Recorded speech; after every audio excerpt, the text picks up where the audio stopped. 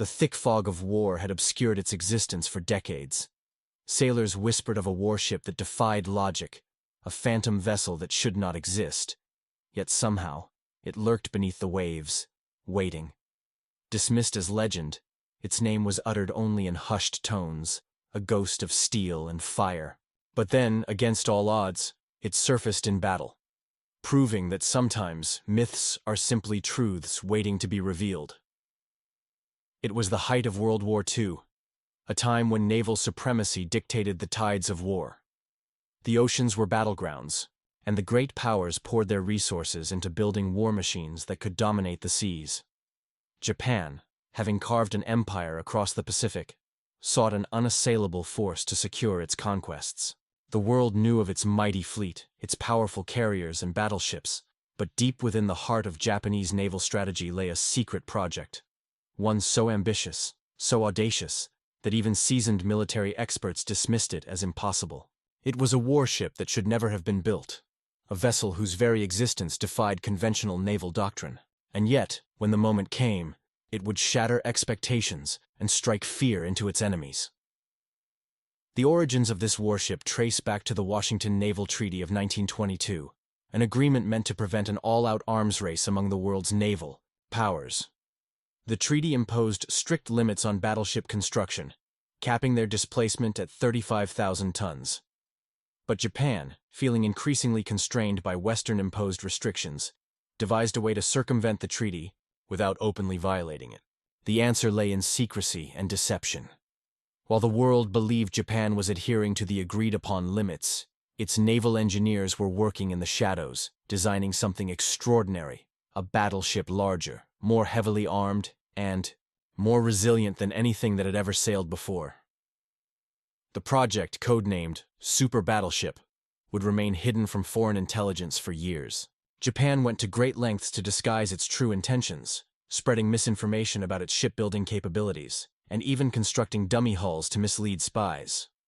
While the United States and Britain monitored known naval shipyards, the real work was being done in secretive facilities, deep within the industrial heart of Japan.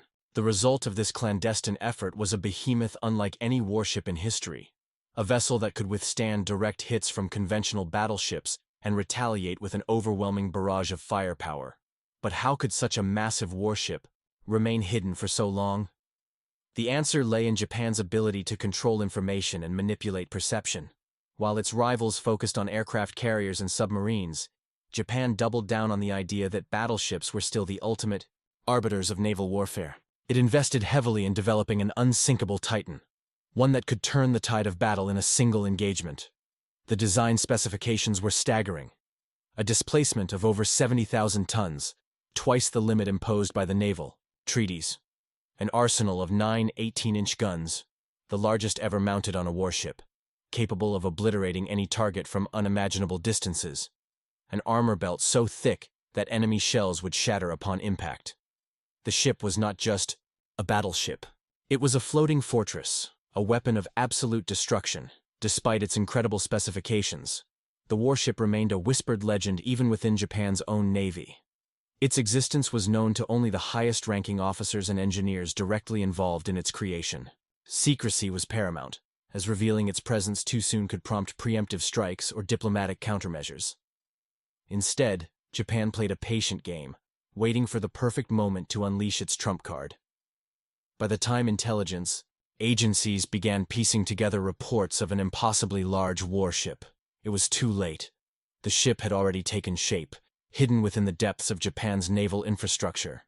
Then came the moment that changed everything. As the Pacific War escalated and Japan's naval superiority began to wane, the Imperial Command faced a dire realization.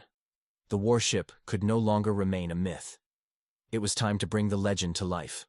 And so, under the cover of darkness, the behemoth was prepared for battle. Its massive frame slid into the water, and with it, a secret the world was never meant to know was finally revealed. The warship, now fully operational, was unlike anything the world had ever seen. Its name alone would strike terror into the hearts of its enemies. Yamato. The largest battleship ever built, Yamato was designed to be the ultimate symbol of Japanese naval dominance. Yet, despite its immense power, it remained a phantom in the Pacific theater for much of the war. The Imperial Japanese Navy understood that revealing Yamato too soon could spell disaster. The Americans, with their growing fleet of aircraft carriers, had shifted naval warfare away from battleship duels, but Japan still believed in the doctrine of the decisive battle. A single, cataclysmic confrontation where Yamato would crush the U.S. Navy and turn the tide of war. For months, Yamato remained hidden, lurking in the heavily fortified harbors of Japan. Its mere existence was known to only the highest-ranking officials in the Imperial Navy. American intelligence had heard whispers of an enormous battleship, but without photographic evidence or direct encounters, it was dismissed as an exaggeration, a ghost ship created by propaganda. Even among Japanese sailors, Yamato was spoken of in hushed tones, its presence a secret weapon waiting for the right moment to be unleashed. That moment finally came in June 1944, during the Battle of the Philippine Sea. Japan, desperate to halt the American advance, launched a massive fleet to confront the U.S. Navy. Yamato was among the armada, prepared to engage in the decisive battle it was built for. However, warfare had changed. The Americans had no intention of engaging in a traditional battleship duel. Instead, they deployed waves of carrier-based aircraft, striking from beyond the reach of Yamato's massive guns. Despite its overwhelming firepower, Yamato was rendered ineffective, unable to engage an enemy that attacked from above and beyond its range. The battle ended in disaster for Japan, with its carrier force devastated and its hopes for naval supremacy shattered. Yet Yamato endured. Despite the loss, it remained afloat, still an unbroken force of destruction waiting for its moment. Japan, however, was running out of time. By early 1945, American forces were closing in on the Japanese homeland. The Imperial Navy, once a formidable power, had been reduced to a shadow of its former self. With no carriers left to provide air support, Japan made a desperate decision. Yamato would embark on a final, one-way mission to defend Okinawa. Operation Tengo was a suicide charge, a last stand against the overwhelming firepower of the U.S. Navy and its air superiority. Yamato would sail into battle with just enough fuel for a single voyage, with no expectation of returning. On April 7, 1945, Yamato and its escort fleet set out on their doomed mission. It did not take long for American reconnaissance planes to spot the massive battleship cutting through the waves. The U.S. Navy wasted no time. Within hours, hundreds of aircraft swarmed Yamato, raining down torpedoes and bombs in relentless waves. The behemoth fought back with every gun it had, its anti-aircraft batteries blazing as it attempted to ward off the aerial assault. But it was hopeless. The sheer number of American planes overwhelmed the ship's defenses. Torpedo after torpedo slammed into Yamato's hull, and bomb after bomb tore through its decks. Water poured into its compartments as its mighty structure began to falter. Finally, after taking more punishment than any battleship in history, Yamato succumbed. A massive explosion erupted from within, splitting the ship in two as its ammunition stores detonated. The blast was so immense that it could be seen for miles, sending debris and fire into the sky. Within minutes, the once mythical warship, the pride of the Imperial Navy, disappeared beneath the waves. Of its crew of over 3,000 men, only a few hundred survived. The legend of Yamato had come to an end, not in a decisive battleship duel, but in a futile, tragic last stand against an enemy it was never designed to fight. The sinking of Yamato marked the end of an era. The battleship, once thought to be the ultimate expression of naval power, had been rendered obsolete by the changing nature of warfare. No longer did fleets rely on massive, heavily armored warships to dictate the tides of battle. Instead, aircraft carriers, with their ability to strike from hundreds of miles away, had proven to be the true rulers of the seas. Yamato's fate was not just the death of a single warship. It was the death of an entire doctrine of naval warfare that had dominated military strategy for centuries. Yet, even in its defeat, Yamato became a legend. It was not merely a battleship. It was a symbol of Japan's ambition, of its determination to resist to the bitter end, and of the futility of clinging to outdated tactics in the face of technological progress. The sheer scale of its design, the secrecy that surrounded it, and the circumstances of its final mission all contributed to the mythos that grew around it. In the years following the war, stories of Yamato spread beyond military history and into cultural memory. It became a symbol of honor and tragedy in Japan, inspiring books, films, and even animated adaptations that reimagined its legacy. In a way, Yamato was a paradox. It was a warship built to be invincible, yet it was sent on a suicide mission. It was designed to dominate the seas, yet it never had the chance to engage in the kind of battles it was meant for. It was a testament to engineering brilliance, yet it ultimately could not withstand the future of warfare. But perhaps what makes Yamato's story so compelling is not just its power or its demise, but the human element behind it. The thousands of men who served aboard, many of whom went down with their ship, were not just soldiers following orders. They were individuals caught in the gears of history, fighting for a cause that, by the time Yamato set sail on its final voyage, had already been lost today. The wreck of Yamato rests at the bottom of the ocean, a silent reminder of a time when battleships were thought to be the ultimate weapons of war. Divers and researchers have explored its remains, uncovering the last traces of a ship that was once the pride of an empire. And yet, even in its watery grave, Yamato continues to capture the imagination of historians, military enthusiasts, and storytellers alike. It serves as a lesson in both the ingenuity and the hubris of war, a warning that even the mightiest war machines can be undone by the relentless march of progress. The myth of Yamato did not end when it sank. If anything, it only grew stronger. Because sometimes, the most powerful warships are not the ones that survive, but the ones that leave behind a story so great that they refuse to be forgotten. The sinking of Yamato was not just the destruction of the world's largest battleship, it was the end of an era. The age of battleships had passed, swept away by the dominance of aircraft carriers and modern naval warfare. But while Yamato itself disappeared beneath the waves, its story did not end there. In the years following the war, the wreck of Yamato remained lost, a ghost of the past buried in the depths of the East China Sea. Yet, as time passed, its legend only grew stronger. The battleship became more than just a war machine. It became a symbol of sacrifice, resilience, and the changing face of warfare. And decades later, as technology advanced, explorers and researchers would set out to uncover its final resting place, hoping to bring closure to one of history's greatest naval mysteries. But Yamato was not alone. Before its final, fateful voyage, another battleship had already suffered a similar fate. Its sister ship, Musashi. Built alongside Yamato in the utmost secrecy, Musashi was just as formidable, boasting the same colossal firepower, thick armor, and sheer size. Yet, unlike Yamato, Musashi would not remain hidden for long. By late 1944, as the Pacific War reached its climax, the Imperial Japanese Navy had no choice but to throw every remaining asset into battle.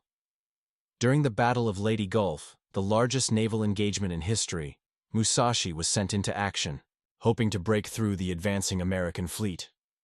But just like Yamato, it was not battleship guns that decided its fate. It was the overwhelming force of air power.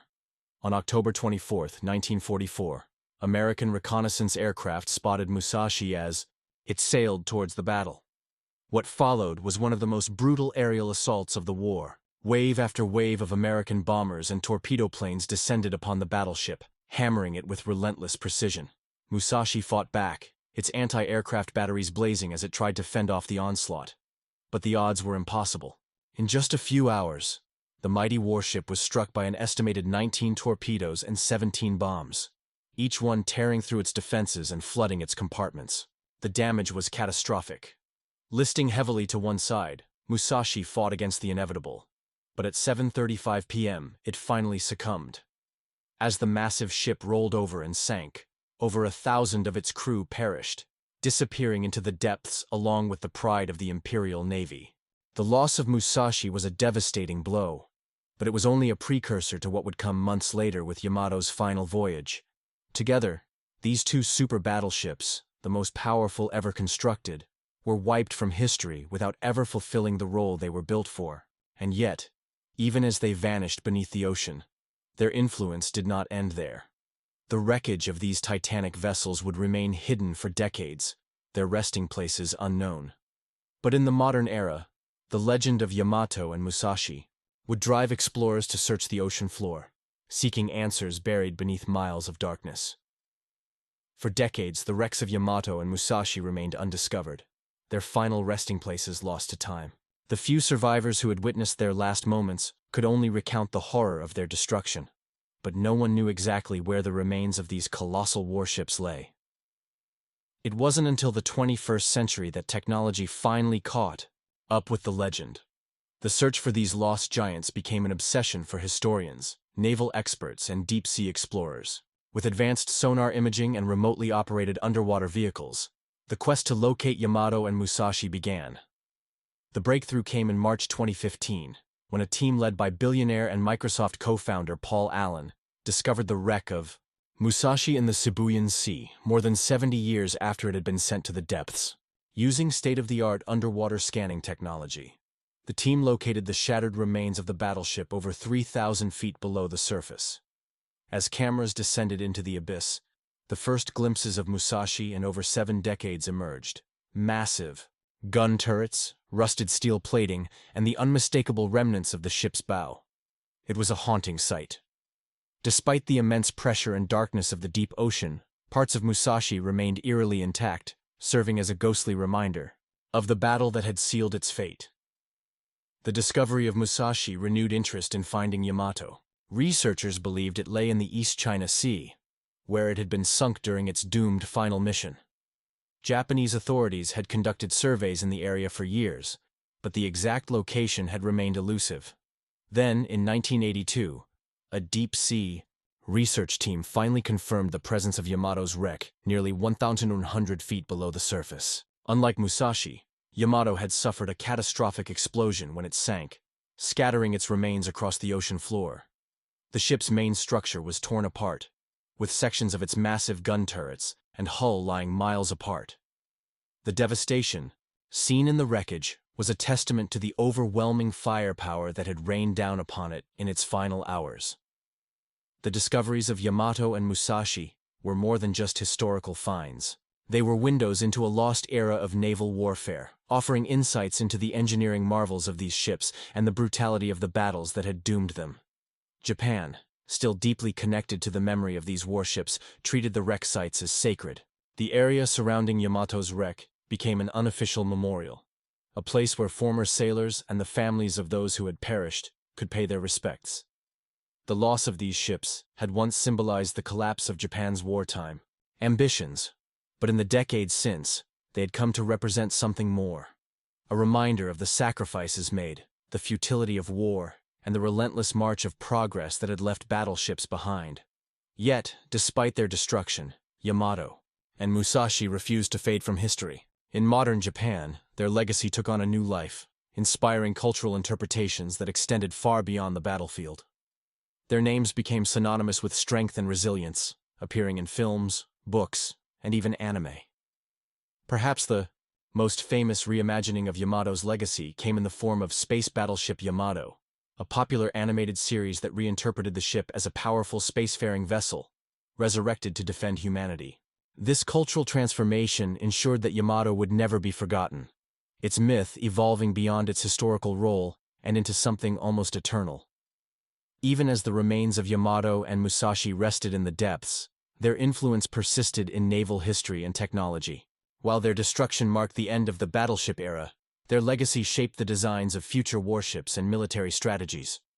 In the years following World War II, the world's navies rapidly shifted focus to aircraft carriers, recognizing that air power had decisively changed naval combat.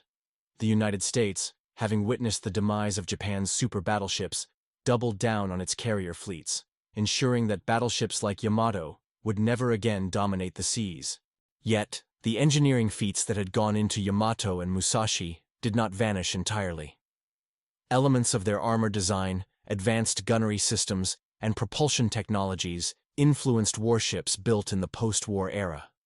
The lessons learned from their failures, particularly their vulnerability to air attacks, also informed the development of new warship defense systems, such as guided missile technology and integrated radar networks. By the latter half of the 20th century, the age of steel behemoths with massive guns had given way to sleek, technologically advanced vessels that relied on speed, stealth, and missile firepower, rather than brute strength. In an ironic twist of history, some of the world's last active battleships belonged to the very nation that had sunk Yamato. The United States Navy, while no longer building battleships, kept several of its Iowa-class ships in service well into the late 20th century.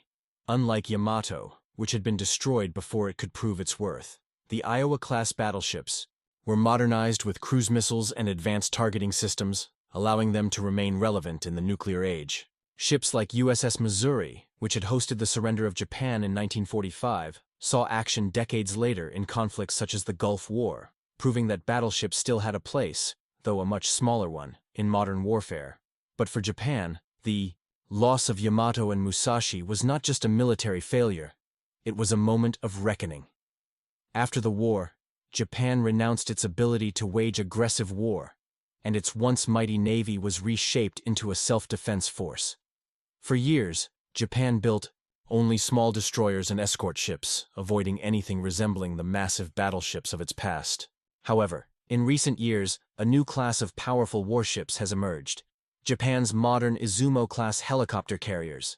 These ships, though not battleships in the traditional sense, are the largest warships Japan has built since Yamato.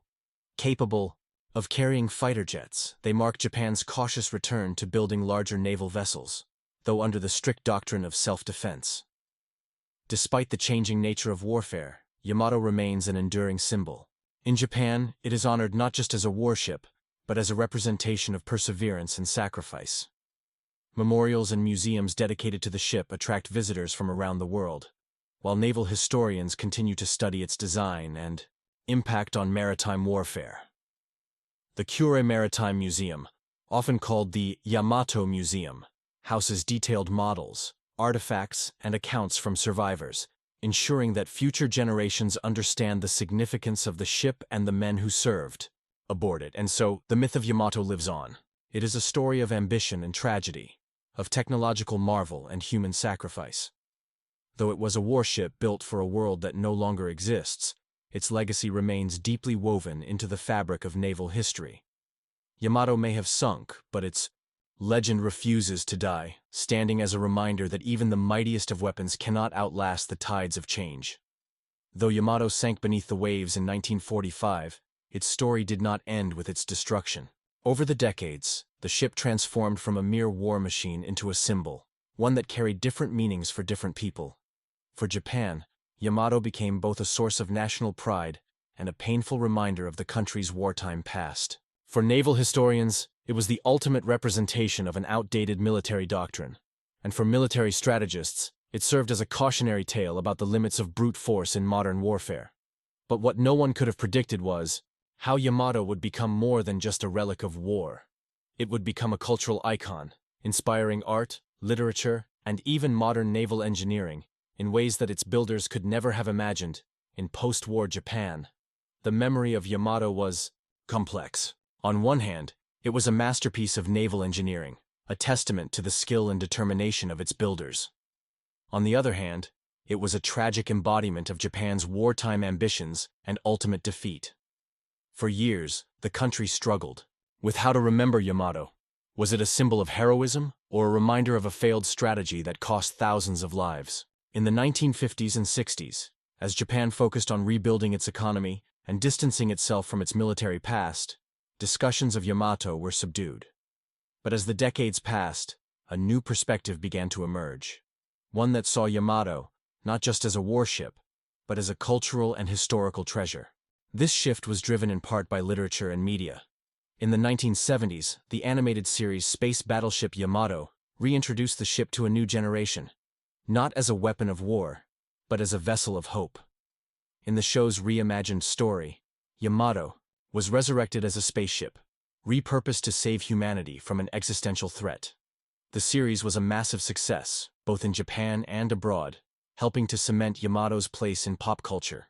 It reframed the ship's legacy, turning it from a symbol of war into one of perseverance and heroism. Other films and novels followed, further embedding Yamato's legend into the collective memory of Japan and beyond. At the same time, naval historians and researchers continued to study the ship's design and its impact on warfare.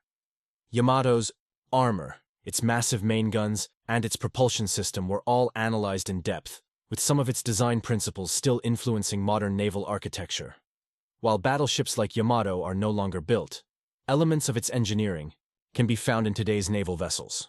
Advances in hull construction, damage control, and even modern naval artillery all trace some of their roots back to the lessons learned from Yamato and its sister ship, Musashi. But perhaps the most profound impact of Yamato's legacy was the way it influenced military strategy. Its destruction proved that size and firepower alone could not guarantee victory, leading naval powers around the world to rethink their approaches to warfare. The United States, which had already embraced aircraft carrier dominance during the war, doubled down on carrier-based tactics.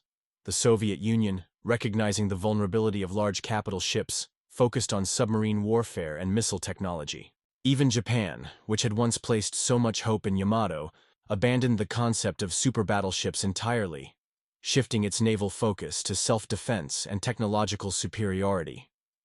And yet, despite the world moving on from the era of battleships, Yamato refused to be forgotten. Decades after its sinking, expeditions to locate its wreck intensified, driven by both historical curiosity and national interest. While some parts of the ship had been discovered in the 1980s, it wasn't until modern deep-sea exploration technology advanced that researchers could truly study its final resting place. The search for Yamato was more than just an archaeological endeavor. It was a journey to connect with a lost piece of history, to bring closure to one of the most fascinating naval stories ever told. As the search for Yamato's wreck intensified, teams of researchers, deep-sea explorers, and historians worked together to uncover what remained of the legendary battleship. In the 1980s, early surveys had detected debris on the ocean floor. But it wasn't until the 21st century that advanced sonar imaging and remotely operated underwater vehicles, ROVs, provided a clearer picture of the ship's final resting place. What they found was both awe-inspiring and heartbreaking. The once mighty battleship had been torn apart by the catastrophic explosion that marked its final moments, its remains scattered across the East China Sea. Yet, even in its ruined state, Yamato still commanded respect. Enormous gun turrets lay half-buried in the seabed, shattered steel plates bore the scars of battle, and sections of the hull remained eerily intact, silent witnesses to the last stand of the world's most powerful battleship. The discovery of Yamato's wreck was a moment of deep reflection for Japan. Unlike other famous warships that had been preserved as museum pieces, Yamato's remains lay at the bottom of the sea, untouched and unreachable. While some debated whether an effort should be made to recover parts of the ship for display, the prevailing sentiment was that Yamato's grave should remain undisturbed. The site became an unofficial war memorial, a place of remembrance for the thousands of sailors who had gone down with the ship. Every year, former crew members, their families, and naval historians visited the site virtually, using underwater footage to pay their respects. In a nation that had long struggled with how to remember its wartime past, Yamato had become a symbol of both loss and resilience. At the same time, Yamato's legacy extended beyond Japan. Naval experts around the world studied its design and the circumstances of its demise to draw lessons for future warfare. While no modern navy would ever build a ship like Yamato again, elements of its engineering continued to influence warship design. The concept of heavily armored ships capable of withstanding massive attacks did not disappear. Instead, it evolved into the development of heavily defended aircraft carriers and missile cruisers. The rise of modern naval defense systems, such as advanced radar, guided missiles, and electronic warfare, was, in part, a direct response to the vulnerabilities exposed by Yamato's fate. One of the most surprising developments in Yamato's legacy was how it influenced modern Japan's maritime defense strategy.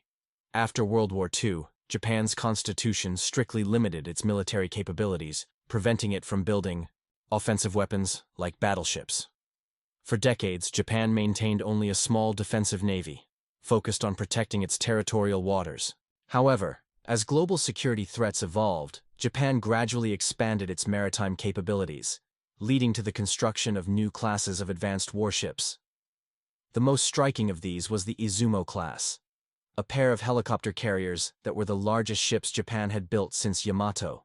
Although officially designated as helicopter destroyers, these vessels were designed to operate fighter aircraft, effectively making them aircraft carriers in all but name. This marked a major shift in Japan's naval doctrine. one that echoed Yamato's past, yet adapted to the realities of modern warfare. Despite the technological leaps that had transformed naval warfare, Yamato remained deeply ingrained in Japan's identity. It appeared not just in history books and military studies, but also in pop culture, films, and anime. The idea of Yamato as more than just a ship, as a symbol of endurance, sacrifice, and national pride, persisted across generations. The animated series space battleship Yamato had already redefined the ship's legacy in the 1970s. But in the following decades, new films and adaptations continued to bring Yamato's story to life for audiences who had never known the war. From historical dramas to sci-fi epics, the name Yamato carried weight, transcending its origins as a war machine and becoming something greater, a myth reborn in the modern era. But as Japan and the world looked to the future, one question remained. Was there still a place for Yamato in modern warfare, or had its time truly passed? Some naval strategists argued that, in an era of missile warfare and drone technology, battleships like Yamato were obsolete. Others believed that new technologies, such as railguns and laser-based defense systems, might one day bring back the concept of heavily armored warships. While no navy had yet built anything resembling Yamato in the modern age, the lessons learned from its rise and fall continued to shape the ships that patrolled the seas today.